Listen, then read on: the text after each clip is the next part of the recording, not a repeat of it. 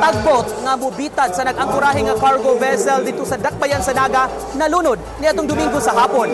Kabati sa panahon mo'y gitumbok nga posibleng hinungdan. Anong report ni Femari Dumabo. Sa video sa usa ka netizen, makita nga naunlod ang tugboat Sugbo 2. Matod sa Coast Guard Commander Mark Larson Mariano, Deputy Commander sa Coast Guard District Central Visayas, nga sa gihimo nilang pakisusi, adunay gamay nga buslo sa starboard o sa tuong bahin sa tugboat. Gisuwayan pa nila og habwa ang tubig nga nakuha, apan mas paspas nga nakasud ang tubig.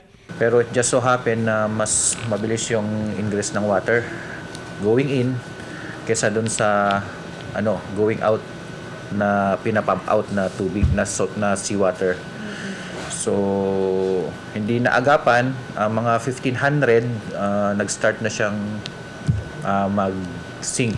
Girescue ang napo ka mga tripulante sa ilang sister ship dihang hinay-hinay nang nagkaunlod ang tugboat. Wala ra hinuin na angol o nadala sa tambalanan. Samtang gipalutaw na sa Coast Guard ang oil spill boom aron malikayan ang pagkaanod o pagkatagpa sa lana nga miagas gikan sa nalunod nga tugboat. Napug nga nahinuon ang oil spill.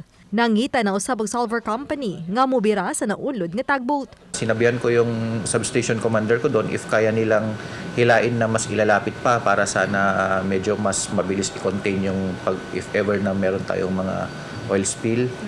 At least andun na sa malapit lang kesa sa malalim. Ina-assess nila kung anong magandang gawin, kung papalutangin agad.